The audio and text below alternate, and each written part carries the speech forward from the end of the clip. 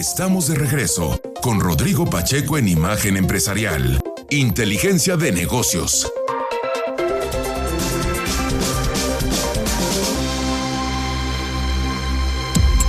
El aumento en los costos de las materias primas y de los fletes para transportar mercancía afectará más de lo esperado a los resultados de Procter & Gamble. Para su año fiscal 2022, la compañía anticipó que estas situaciones representan un impacto de $2.300 millones. Anteriormente se estimaba que la afectación fuera de 1.900 millones. Sin embargo, P&G, así como a muchas otras compañías, han sufrido los efectos de la pandemia de COVID-19 y las problemáticas que se viven en las cadenas de suministro por la sobredemanda de envíos en los puertos internacionales. A pesar de eso, la empresa de productos de consumo reveló que en el trimestre de julio a septiembre sus ingresos tuvieron un avance de 5% y alcanzaron los $20.340 millones. Destaca que sus ventas orgánicas crecieron 4% y su volumen de ventas subió 2%. En lo referente a utilidades, se ubicaron en $4.110 millones, un retroceso de 4% anual.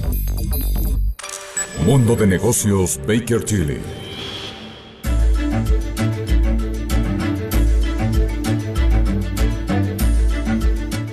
Son las 6 de la mañana con 30 minutos, esto es Imagen Empresarial y esta mañana está con nosotros Eduardo Marroquín, socio director de impuestos de Baker Tilly. Eduardo, ¿cómo estás? Buenos días. Muy buenos días, Rodrigo. Gusto en saludarte. ¿Cómo te encuentras? Muy bien, acá desde Monterrey, contento de saludarte y bueno, pues evidentemente con el tema que ocupa hasta estas horas pues a los legisladores y es justamente el paquete económico 2022. ¿Cómo observas el paquete? ¿Qué características destacar? Gracias, Rodrigo. Buenos días a tu auditorio. Como ustedes saben, el 8 de septiembre se presentó la iniciativa de reforma fiscal por parte del Ejecutivo Federal. Actualmente se encuentra en proceso de validación o dictaminación en el Congreso de la Unión, en primera instancia en la Cámara de Diputados, que todavía hay artículos que están reservados y que se seguían discutiendo ayer, y va a pasar al Senado pronto. Vienen cambios en materia de Código Fiscal de la Federación, Ley del Impuesto sobre la Renta, Ley del Impuesto sobre el Valor Agregado, Criterios Generales de Política Económica y demás información. Tenemos cambios sin duda alguna, Rodrigo, que si bien es cierto no hay un incremento en las tasas de impuestos, sí existen varias modificaciones que van a impactar sin duda alguna en el tema de fiscalización, donde se le dan más facultades a las autoridades fiscales, se aclaran varios procedimientos para la cancelación del sello digital, responsabilidad solidaria, comprobantes fiscales, dictamen fiscal y bueno, entre otros. Justamente todavía está en ese proceso de validación, como te comento. Sí, tuve la oportunidad de entrevistar en una larga entrevista con la titular del SAT y bueno, pues esto destacaba. Hay todavía muchas interpretaciones, digamos. A mí no sé cuál es tu opinión del régimen de confianza, que a mí me parece pues muy positivo porque finalmente pues a un amplio número de contribuyentes bajo los 4 regímenes que contempla, pues finalmente sí tendrá una reducción sustantiva de impuestos. Efectivamente, Rodrigo, como su nombre lo dice, el régimen de confianza es un régimen de tributación basado en la confianza, cuyo objetivo es simplificar las obligaciones y facilitar el cumplimiento fiscal. ¿Por qué? Porque busca otorgar de manera sencilla, rápida y eficaz precisamente el pago de contribuciones, sobre todo dirigido, Rodrigo y amable auditorio, a aquellos contribuyentes que tienen menor capacidad administrativa y de gestión. Y aquí la pregunta que es muy válida, Rodrigo, es ¿cómo se va a lograr una simplificación administrativa? Pues muy bien, la autoridad fiscal lo que pretende hacer es utilizar como eje rector el comprobante fiscal digital por Internet. Con ese comprobante la autoridad puede automatizar el cálculo del impuesto de todas las personas físicas, de personas morales, y eso sin duda alguna va a sumar para disminuir la carga administrativa. Y a cambio de eso, la autoridad sí va a establecer o establece que persistan ciertas obligaciones como inscribirse ante el RFC, contar con una firma electrónica, activar el buzón tributario, continuar expidiendo y solicitando las facturas electrónicas a través del portal del SAT, y simplemente sería ingresar al portal del SAT, donde ya va a existir la información precargada porque se cuenta con esa información en el comprobante fiscal, se genera en línea de captura y se pagan los impuestos correspondientes. Yo diría que eso es, en resumen, el régimen simplificado de confianza, y va dirigido a personas morales y físicas. Hasta ahí dejaría de momento mi comentario, Rodrigo. Por supuesto, es un aspecto. ¿Qué otros cambios tenemos que tener visibles? Mira, respecto de este régimen de confianza, vale la pena separarlo en dos. ¿A quién se dirige? Va dirigido a personas físicas con actividad empresarial, o aquellas que son arrendadores o prestan un servicio profesional, que tengan ingresos no mayores de 3.5 millones al año. O bien va dirigido a personas también morales, residentes en México, que no tengan ingresos mayores a 35 millones de pesos en el año inmediato anterior. Es importante mencionar aquí, Rodrigo, que este umbral o este monto máximo de 35 millones en el caso de personas morales representa el 96% de las personas morales que tendrían como facilidad administrativa los siguientes beneficios. Por ejemplo, la persona moral al día de hoy tributa bajo un régimen donde por el hecho de emitir una factura, un comprobante fiscal, pues está obligado a acumular un ingreso para efectos del pago del impuesto sobre la renta. Con este régimen lo que se da de beneficio o se otorga es que tengan una tributación con base al flujo de efectivo. Eso es para el ingreso. Para los gastos, misma situación, tiene que estar efectivamente pagados los gastos, las erogaciones, para efecto de que puedan darle un efecto fiscal.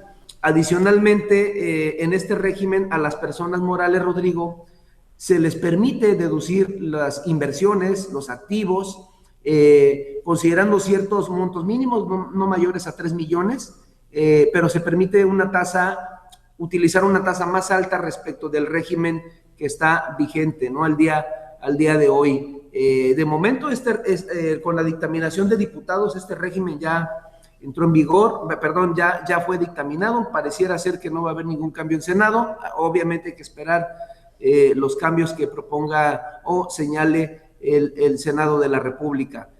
Sin embargo, hay algunos conceptos que me parece a mí todavía falta que haya precisiones en este proceso de aprobación. Te pongo un ejemplo, Rodrigo. Las sociedades civiles, que están conformadas por personas físicas, como en el caso de despachos de asesoría fiscal, legal, entre otros, pues ya tienen un beneficio de tributar conforme al régimen de flujo.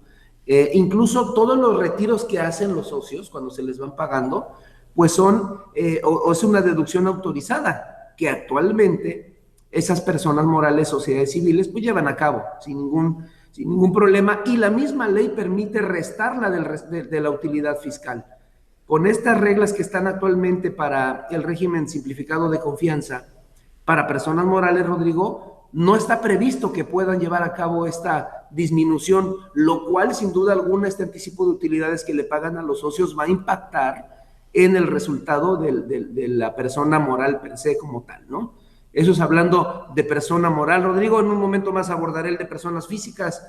No sé si tengas algún comentario adicional que quieras que precise. Pues sí, yo creo que todavía, digamos, habrá que ver exactamente cuál es la consecuencia. ¿Y cuál sería la parte de personas físicas? Mira, la parte de personas físicas, sí hay un cambio totalmente opuesto a lo que está vigente. Primero, ¿a quién se dirige a personas físicas este régimen simplificado de confianza? Aquellas que lleven a cabo actividad empresarial, profesional, o tengan un bien inmueble que estén dando su uso o goce. La regla es que no tengan ingresos mayores al año de 3.5 millones, Rodrigo. Si esa persona, por ejemplo, tiene ingresos por arrendamiento y además tiene salarios e intereses, hay que sumar la totalidad de esos conceptos y que no rebasen 3.5 millones de pesos de ingreso para efecto de que continúen en este régimen. Es importante señalar, Rodrigo, que hasta 2020 el padrón de contribuyentes cuenta con alrededor de cerca de 80 millones de contribuyentes, de los cuales 12.5 millones son personas físicas que llevan a cabo una actividad empresarial. Precisamente por eso la autoridad, en aras de llevarlos a ese mismo régimen, a esas 12.5 millones de personas físicas, son las que llevan a cabo actividad empresarial y son las que potencialmente les aplicaría este régimen. ¿Qué obligaciones tendrían? calcular y pagar el impuesto de manera mensual y presentar una declaración anual. Y el cambio interesante, Rodrigo, es, primero van a tributar conforme vayan cobrando sus ingresos. Eso no hay ningún cambio respecto de los regímenes vigentes al día de hoy. Pero lo atractivo de este régimen es las tasas menores o las tasas reducidas. Por ejemplo, al año, si una persona física obtiene hasta 300,000 pesos, pagaría un impuesto del 1% directamente. Hasta 600,000 pagaría del 1.10% la tasa directa sobre el ingreso. Ingresos hasta 1,000,000 de pesos al año pagaría el 1.50%. Ingresos de 2,5 millones al año paga la tasa del 2% y hasta 3,5 millones paga una tasa del 2.50%. Si me voy a hacer números, Rodrigo, me permites compartir aquí unos números muy interesantes, claro, para que esté muy claro al auditorio. Vamos a ver. Hoy, Rodrigo, 2021, una persona física tiene ingresos de 3,5 millones al año. Perfecto. Vamos a pensar que esa persona física tiene deducciones de alrededor del 86%, es decir, de 3 millones de pesos. Eso equivale a decir que tiene una utilidad del 14%. En números estamos hablando de 500,000. Actualmente, ¿sabes cuánto paga de impuesto 500,000 pesos, Rodrigo? ¿cuánto? Hablamos de un impuesto de 93,000 pesos aproximadamente. 93,000. Eduardo, debo Sí. hacer un corte, pero vamos a regresar y hacemos cuentas porque es muy interesante lo que nos estás compartiendo y justamente hacer la comparación. Son las 6 de la mañana con 40 minutos. Estoy conversando con Eduardo Marroquín, socio director de impuestos en Baker Tilly. Volvemos en un momento. Esto es Imagen Empresarial. En un momento regresamos en Imagen Empresarial, Inteligencia de Negocios.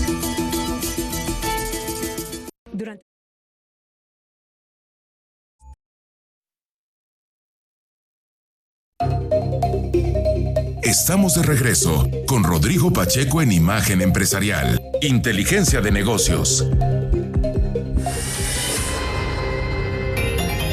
Con el objetivo de disminuir su contaminación por medio del transporte marítimo, Amazon, IKEA y otras empresas que requieren del transporte de contenedores promoverán el uso de combustibles sin carbón. La iniciativa, desarrollada por la organización sin fines de lucro Aspen Institute y que cuenta con el apoyo de firmas como Unilever y Michelin, pretende que las empresas solo contraten los servicios de transporte marítimo sustentable para 2040. Edgar Blanco, director de Cero Emisiones de Amazon, dijo que este acuerdo es histórico. Sin embargo, hay quienes esperan más. Los grupos ambientalistas de la coalición Ship It Zero dijeron que los compromisos anunciados son históricos, pero demasiado débiles, e instaron a las empresas que busquen cumplir con sus objetivos 10 años antes. En los últimos meses, la demanda de productos ha ido en aumento debido a las restricciones en las cadenas de suministro originadas por la crisis de COVID-19, y eso ha llevado a que se incremente la demanda del traslado de mercancías por medio del mar. Actualmente, el 90% del comercio mundial es trasladado por mar y representa el 3% de las emisiones de carbono del planeta.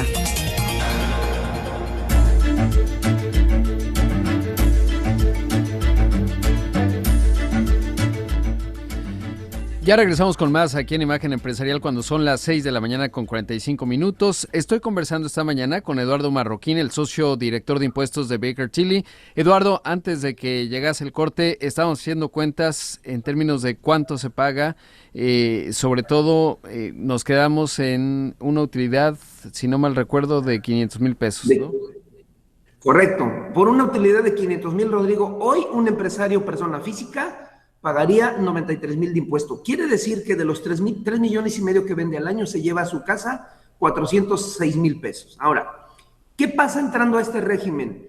Este régimen lo que indica es que sobre los 3.5 millones va a pagar directo la tasa, que es 2.5.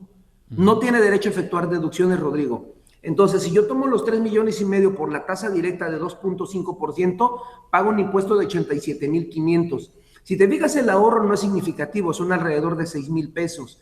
Pero lo interesante no es eso. Revisa el flujo. Se llevaría a su casa 3.4 millones, ¿sale? Libres. Bueno, hay que quitar deducciones, por supuesto, pero a lo que quiero llegar es que para equilibrarlos el impuesto, tendríamos que tener un margen de utilidad de entre el 10 y 14% para equilibrar el impuesto. Si yo pongo, ¿qué te gusta? Un margen de utilidad del 40%, Estamos hablando que si buscáramos un margen de utilidad del 40% aproximadamente, ahí es donde la cosa cambia radicalmente. ¿Por qué? Porque la misma persona física que hoy gana 3.5 millones con un margen de utilidad de la mitad, que es aproximadamente un 800, estaría pagando un impuesto sobre la renta de 509,000 pesos, mientras que en el régimen de confianza pues seguiría pagando los mismos 87,500 pesos. Sin duda alguna, le ayuda a las personas físicas porque tienen un ahorro en el impuesto sobre la renta.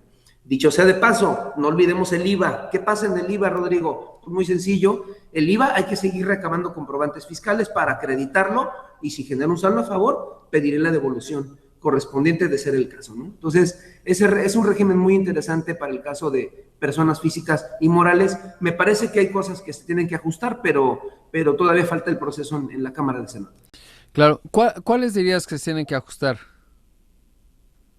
Mira, te decía en el caso en el caso de personas morales que los socios o accionistas en caso de una sociedad civil no se prevé que se disminuya el impuesto, el pago realizado. Eso sin duda alguna pues pega en la persona moral. Recordemos que una sociedad civil como tal, pues quien paga el impuesto es la persona física, el socio, el accionista. Así está diseñado el esquema para una sociedad civil. Ese es un caso que se tendría que ajustar, Rodrigo, por ejemplo. Y justamente por eso, Rodrigo, es que vamos a hacer próximamente, el día 4 de noviembre, nuestra cumbre fiscal relacionada con el paquete económico 2022, donde precisamente vamos a abordar este tipo de temas a detalle.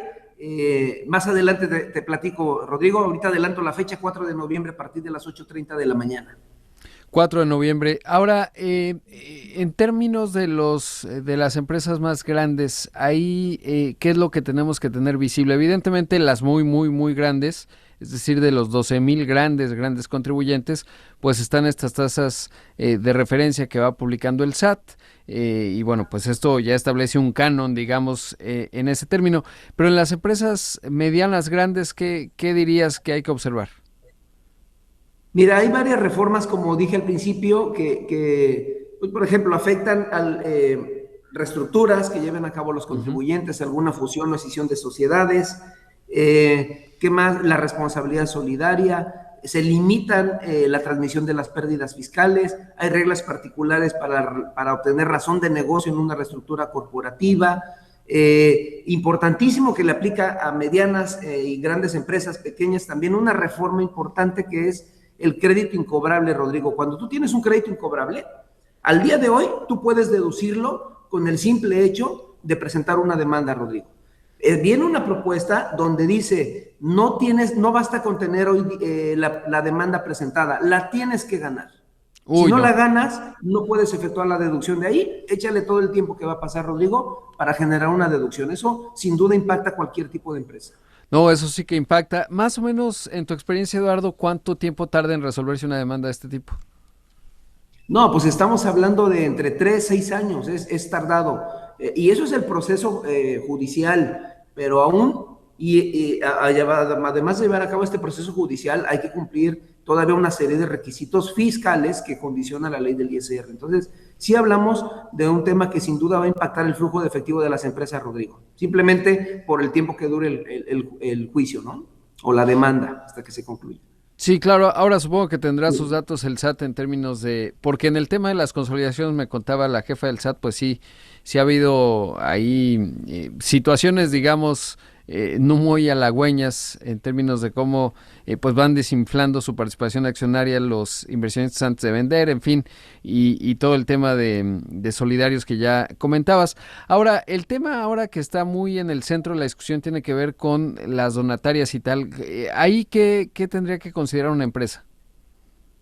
Bien, en las donatarias todavía es un artículo reservado. Lo que pasa es que en las donatarias al día de hoy, lo digo, pues más bien los donantes pueden llevar a cabo como deducción personal, es decir, a nivel anual, la deducción de los donativos que otorguen a particulares. Van topados hasta el 7% de su utilidad fiscal y esa es la única condición. ¿Qué es lo que están haciendo para la reforma 2022? Quieren que los donativos que den esos donantes formen parte del tope generalizado de las deducciones personales, que equivalen alrededor de 163,000 pesos anuales. Imagínate que tienes un crédito hipotecario donde ya pagas 100,000 de intereses, te quedan, que son deducibles, de interés real, te quedan 60,000 por deducir. Eso te tiene que dar a lo mejor para gastos médicos, gastos hospitalarios, y ahí tienes que incluir los donativos. Ese es precisamente el cambio. Quedó reservado todavía y continuará seguramente ya en estos días, el día de hoy o esta misma semana ya debe quedar esto aprobado. Pero ese es realmente el cambio, adicional también a las aportaciones complementarias para el ahorro, que también lo que quieren hacer en la iniciativa es que formen parte de ese umbral de 163,000 pesos, que equivalen a 5 UMAS, Rodrigo. Básicamente eso es lo que están haciendo. Sí, exactamente. Y además ahí habrá que poner las colegiaturas, ¿no? En el caso de que aplica. Sí, las colegiaturas están otorgadas vía decreto y esas tienen sus reglas particulares, Rodrigo. Ah, bien. O sea, no entran dentro de la misma bolsa. No, esas van en función al grado escolar de los hijos que tenga el contribuyente que pretende efectuar esa deducción, ¿no? Bien. Pues Eduardo, sin duda hay muchísimos temas que se irán discutiendo, sobre todo en Cámara de Diputados, como ya lo anticipas, y otros que hay que ir considerando porque evidentemente van a ir avanzando. Ahí hay menos, digamos, complicación, temas que están sin duda en el eje de la discusión, pero otros que, como el régimen de confianza que ya decíamos, pues no parecería que va a sufrir modificaciones sustanciales. Ya iremos viendo. Y si nos puedes repetir cuándo tienen la cumbre fiscal nuevamente. Sí, la cumbre fiscal, Rodrigo, la tenemos para el día 4 de noviembre a partir de las 8:30 horas, donde estamos organizando una serie de paneles, invitados especiales que sin duda alguna estaremos de manteles de manteles largos, en Baker Tilly, precisamente por los invitados. Estamos trabajando para dejar muy claro, explicar a detalle en qué consiste la reforma. Vamos a participar socios de toda la República, socios y socias de impuestos de toda la República Mexicana, Rodrigo, y me gustaría hacer una precisión. Nosotros somos una firma de asesores donde participamos contadores públicos, y precisamente hay un punto medular en la reforma que tiene que ver con el dictamen fiscal. Lo que se propone es, al día de hoy el dictamen fiscal es opcional, Rodrigo. Ciertas personas pueden optar por dictaminarse para efectos fiscales cuando se ubiquen en X supuestos. Con la propuesta iniciativa que hay, está subiendo el cambio que se hace es, ya no es opcional, es obligatorio para contribuyentes que tengan más de 1,650 millones de ingresos al año, es decir, los grandes contribuyentes. Pero lo preocupante de la reforma, sobre todo para los que somos contadores, que trabajamos en esta firma, y todos los demás contadores del país, pues estamos hablando de que la reforma propone que el contador público que dictamina este tipo de contribuyentes tiene que observar siempre si hay incumplimiento en las disposiciones fiscales y aduaneras que puedan constituir la comisión de un delito fiscal. Yo como contador público inscrito tengo que revelarle a la autoridad, y siempre ha sido así. La Contaduría Pública ha revelado siempre esto cuando hay diferencias, pero el tema es que se está tipificando el hecho de que no se revele alguna omisión, por pequeña que sea, que califique como un delito, y eso pueda llevar pues a que el contador público se presuma que es parte de una planeación o de una mala planeación por parte del contribuyente, y pues tenga que pagar con cárcel, porque el encubrimiento se sanciona con cárcel, precisamente con prisión. Entonces ese tema para nosotros los contadores es muy, muy sensible, adicional a que nosotros pues obviamente tenemos reglas, conductas que nos rigen, y que pues obviamente tenemos límites en cuanto a nuestro trabajo. Ese es un tema importante para nosotros como profesión, y precisamente me encuentro en Mérida, así como tú estás en Monterrey. Justamente tenemos la edición 98 de la Asamblea Convención del Instituto Mexicano de Contadores Públicos. En Baker Tilly estamos participando también en ello. Pues hasta allá te mando un abrazo, Eduardo, y a ver qué va emergiendo, y todavía en esta etapa de discusión, como ya decías, y bueno, este tema contencioso en términos de la responsabilidad de los contadores. Un abrazo hasta allá. Muchísimas gracias, los esperamos en las redes sociales, LinkedIn, YouTube, Instagram, Baker Tilly México, Facebook y Twitter, Baker Tilly Mix, o nuestra oficina virtual, bakertilly.mx. Gracias, Rodrigo, gracias a tu auditorio, que tengan muy buen día. Buen día, ya escuchamos a Eduardo Marroquín, socio director de impuestos de Baker Tilly México.